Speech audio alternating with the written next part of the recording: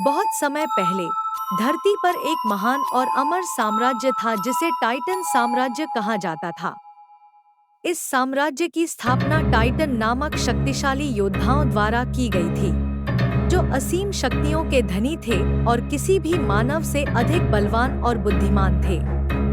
Titan साम्राज्य की राजधानी ओलंपिया थी, जहां टाइटन राजा क्रोनस का शासन था।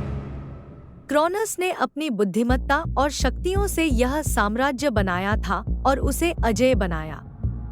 लेकिन जैसे ही समय बीतता गया, टाइटनों का अहंकार बढ़ता गया।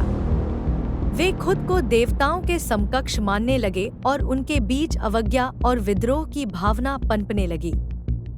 क्रोनस के 3 पुत्र थे, ज़्यूस, पोसेडन और हेडिस। उनमें से ज़्यूस सबसे शक्तिशाली और बुद्धिमान था, लेकिन वह क्रोनस के अत्याचारों और अन्याय से असंतुष्ट था। ज़्यूस ने अपने भाइयों को संगठित किया और अपने पिता के खिलाफ विद्रोह करने की योजना बनाई। एक भयंकर युद्ध छिड़ गया, जिसे टाइटन माचिया के नाम से जाना जाता है।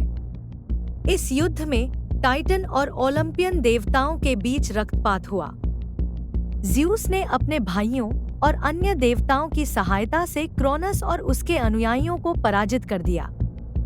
क्रोनस को पराजित करने के बाद ज़्यूस ने उसे टारटारस की गहरी खाई में बंद कर दिया, जहां से कोई भी वापस नहीं आ सकता था।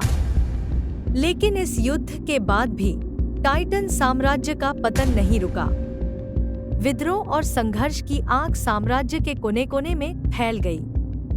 ज़्यूस ने ओलंपियन देवताओं के साथ मिलकर एक नया शासन स्थापित किया, लेकिन टाइटन साम्राज्य की गौरवशाली गाथा इतिहास के पन्नों में धुंधली होती गई। ओलंपियन देवताओं ने एक नए युग की शुरुआत की, लेकिन टाइटनों के क्रोध और प्रतिशोध की छाया हमेशा उनके ऊपर मंडराती रही।